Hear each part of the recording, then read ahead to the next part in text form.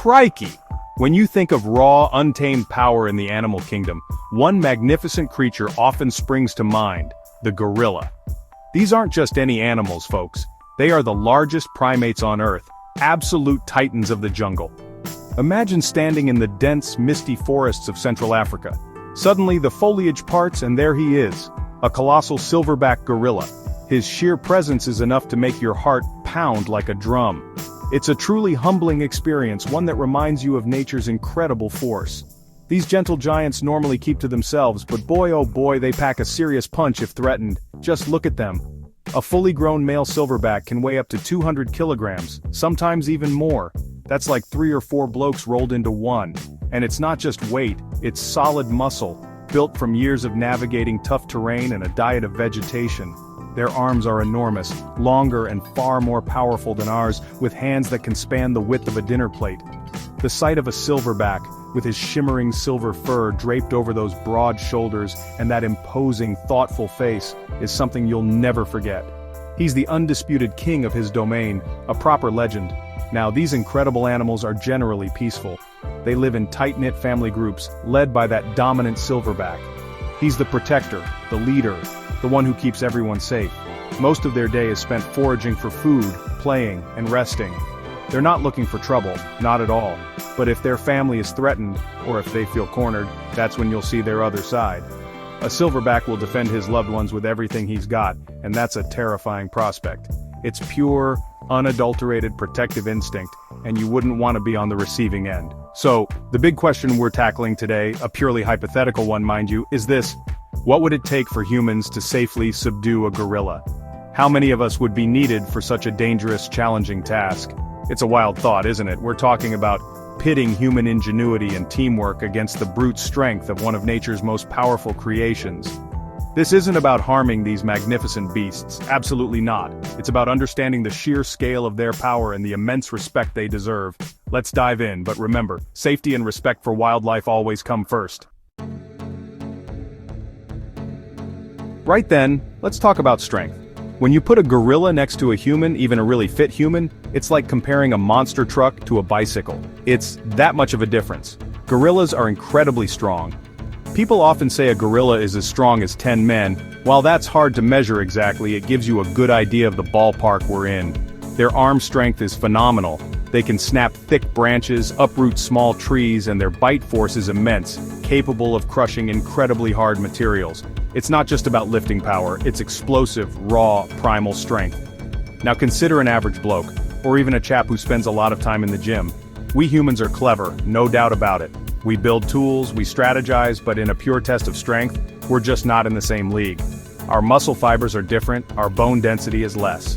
A silverback gorilla has dense muscles designed for power and climbing, and a skeletal structure built to withstand incredible forces. An adult male gorilla might be 4 to 9 times stronger than an average human male. That's a massive gap, a real eye-opener.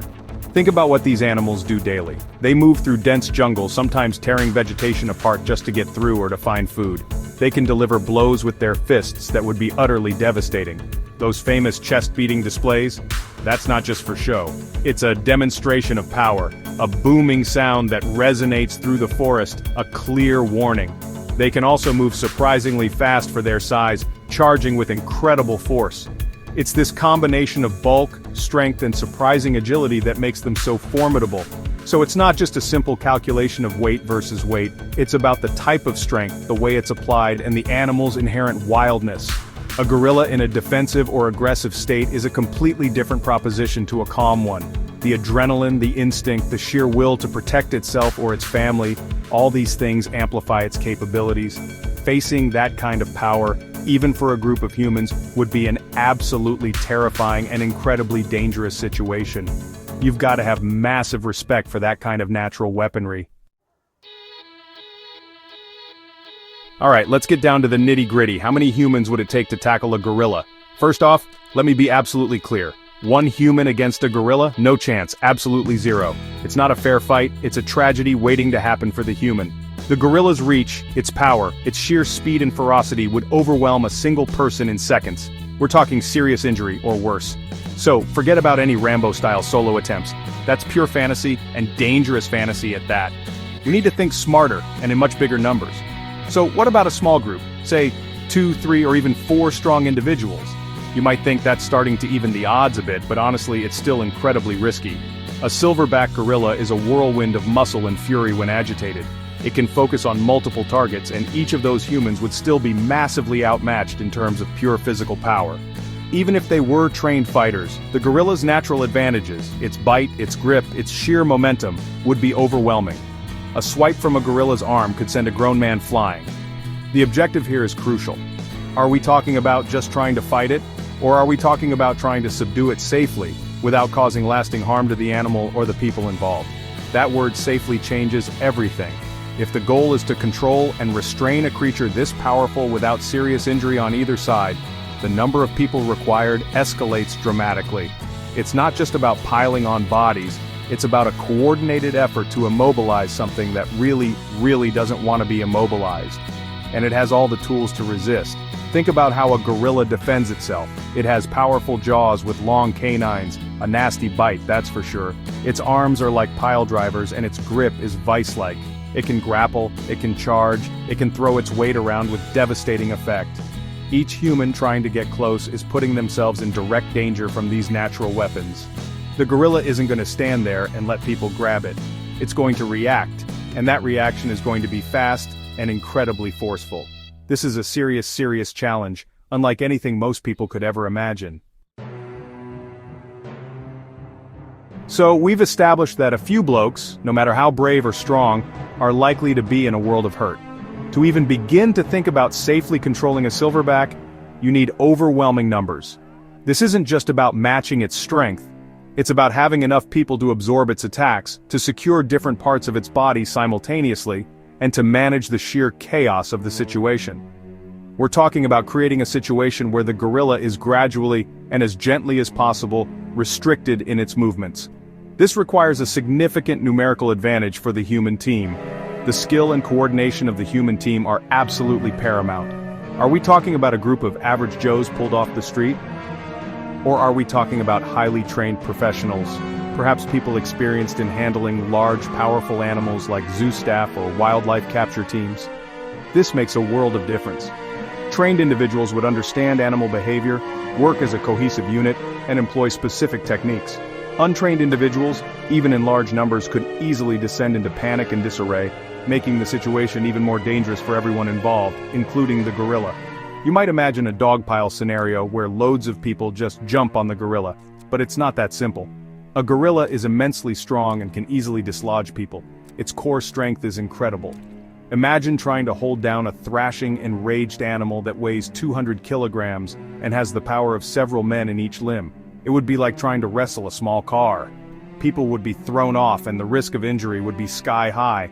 A simple mass attack is unlikely to be effective and highly likely to result in casualties. So, for a tentative estimate, and this is purely hypothetical, remember you'd likely need at least 10 to 15 very strong, well-coordinated, and ideally experienced individuals. This number allows for enough people to attempt to control each limb, manage the head and torso, and have reserves to swap in as others tire or if injuries occur. Even then, success is far from guaranteed, and the risk to everyone involved remains exceptionally high. We're talking about a last resort, an extreme measure, not a sporting contest. The primary goal must always be to avoid such a confrontation in the first place. Section 5. Tactical approaches. Thinking like a primate. Before even thinking about a physical confrontation, the smartest thing to do is to try and understand the gorilla. Think like a primate. What makes them tick? Gorillas are intelligent creatures. They have complex social lives. Understanding their behavior is key. What triggers aggression? Usually it's fear, feeling threatened, or protecting their family. Direct eye contact can be seen as a challenge. Loud noises and sudden movements can startle them. If you can avoid these triggers, you might avoid the conflict altogether. That's always the best win, isn't it? Now, are there any weaknesses to exploit? That's a tough one. Physically, they are fortresses of muscle. However, their intelligence and curiosity could, theoretically, be used. Perhaps distractions could play a role in a managed situation, but trying to outsmart a stressed, powerful animal in a direct confrontation is a very risky game.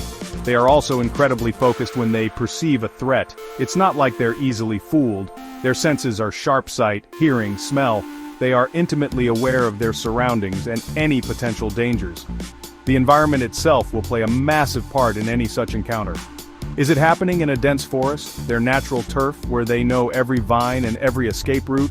Or is it in a more open, perhaps even a confined space? In the jungle, the gorilla has all the advantages. It can use the terrain to its benefit, disappearing and reappearing, using cover. In a more confined space, while its movement might be restricted, it also means the humans have fewer escape routes if things go pear-shaped. The surroundings can be a tool or a trap for both sides. There are absolute no-goes when it comes to strategy. A direct frontal assault by one or two individuals is just asking for trouble. That's a recipe for disaster. Underestimating the gorilla's speed and agility, despite its bulk, is another critical mistake. They can move incredibly fast over short distances, and never, ever underestimate their intelligence. These are not mindless brutes. They are thinking, feeling animals. The best approach always starts with respect and understanding, trying to de-escalate any potential conflict long before it gets physical. Section 6. Strategies for subdual the human plan. Right, so if we're in this hypothetical situation where subduing the gorilla is absolutely essential and unavoidable, what's the plan? Remember, the golden rule here is immobilization without harm, or at least with the absolute minimum stress and risk of injury to the animal. This means no weapons, no tranquilizer guns in this specific scenario we're discussing, just pure human effort, strategy, and numbers. This makes the task incredibly, mind-bogglingly difficult, but it's the challenge we've set. Teamwork is going to be everything. Phase 1 would have to be about distraction and dividing the gorilla's attention. If all the humans approach from one direction, the gorilla can focus all its defensive efforts there. But if the team can create diversions, make it look in multiple directions, it might momentarily confuse it or make it harder to target any single individual effectively. This isn't about tricking it in a playful way, it's about trying to manage its focus in a high-stress situation, creating a tiny window of opportunity for the next phase. This requires immense bravery and precise timing from those acting as distractions. Phase 2 is the coordinated approach. Once or if a slight opportunity arises, the teams assigned to control specific parts of the gorilla need to move in unison. This can't be a haphazard rush. People would need to be assigned to each limb, for example. The goal is to try and gain control of those powerful arms and legs. This is where the numbers really count. You'd need several strong individuals per limb, working together to try and restrict its movement.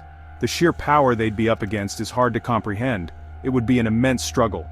Phase 3 is the tackle itself, or rather, the attempt at full immobilization. This might involve using heavy-duty nets or thick reinforced blankets thrown at the precise moment to entangle and help weigh the animal down. The aim is to bring the gorilla to the ground and then use the combined weight and strength of the team to hold it there, restricting movement as much as possible. Controlling the head would also be critical to avoid bites. It's a desperate, dangerous, and dynamic situation requiring constant communication and adaptation from the team. Every second would be a battle. Section 7. The time factor, a ticking clock. Now let's talk about time. If such an encounter were to happen, it wouldn't be over in a flash. Far from it. We're dealing with an animal that possesses incredible stamina and explosive power. A silverback gorilla, especially one that feels threatened and is fighting for its freedom or to protect its own, will not give up easily. It will fight with every ounce of its being. The initial moments would be a blur of intense action, pure adrenaline for everyone involved, human and gorilla. This is where the gorilla's raw power would be most evident and most dangerous. Then you have to consider endurance. Humans, especially if they are trained, can work in bursts and potentially swap out if the team is large enough. However, the sheer physical exertion of trying to restrain a struggling gorilla would be immense. People would tire very quickly. The gorilla, too, will be expending enormous amounts of energy. A prolonged struggle isn't good for anyone. The stress on the animal can be incredibly dangerous, potentially leading to conditions like capture myopathy, which can be fatal. So, while the gorilla has great stamina, the clock is ticking for its well-being too. Estimating the actual struggle is tough, as so many variables are at play. The initial burst of frantic action, the charge, the first attempts at restraint, that could be over in seconds or last for a couple of minutes, and it would feel like an eternity. If the human team manages to get some level of control, then a prolonged period of grappling and trying to maintain that control would follow. This could be many, many minutes of unbelievable exertion with the gorilla continuously trying to break free. Every muscle in every person's body would be screaming. So, a very rough, optimistic time frame for a successful subdual, where the animal is restrained without serious injury to itself or the humans? You're probably looking at a minimum of 15 to 30 minutes of the most intense physical struggle imaginable. And that's assuming a well-executed plan, a highly coordinated team, and a fair bit of luck. In reality, it could take longer, or more likely, the attempt might have to be abandoned if it proves too dangerous or ineffective. It's a monumental task, and time is a critical, unforgiving factor. Section 8. Realistic Outcomes. The Aftermath. Let's be brutally honest about the realistic outcomes of such a confrontation. Even with a large, well-prepared team, the likelihood of human injuries is extremely high. We're talking about an animal that can bite with incredible force, that has immense strength in its arms and legs, and that will be fighting desperately. Scratches, deep gashes, severe bruising, broken bones. These are all very real possibilities for anyone involved in the direct attempt to restrain the gorilla. Paramedics would need to be on standby, no doubt about it. It's a dangerous game and someone is likely to get hurt. Then we absolutely must consider the impact on the gorilla. Subduing a wild animal of this size and intelligence is an incredibly traumatic experience for it. The stress alone can have severe physiological consequences. There's the risk of physical injury to the animal as well, even if the team is trying its best to be careful, sprains, muscle tears, or worse. And as mentioned before, capture myopathy is a serious concern. A condition brought on by extreme stress and exertion that can lead to muscle damage, organ failure, and even death, sometimes days after the event. What if the attempt fails? This is a very real possibility. The gorilla might simply be too strong, too aggressive, or the human team might falter or sustain too many injuries to continue. In such a scenario, the only sensible option is to disengage and retreat to safety. Trying to press on with a failing plan would only increase the risk to everyone. A strategic withdrawal would be necessary, and then a complete rethink of the situation. The safety of the human team must be a priority if the animal cannot be subdued without unacceptable risk. Ultimately, success in such an endeavor is far from guaranteed. Even with the best planning, the right numbers, and a highly skilled team, a silverback gorilla is a force of nature, a true powerhouse. The sheer difficulty of safely and humanely subduing such an animal without modern aids like tranquilizers is immense. It would be an extraordinarily challenging and perilous undertaking. The respect we must have for these animals means acknowledging that sometimes the win is in avoiding the conflict altogether, ensuring they remain wild and undisturbed.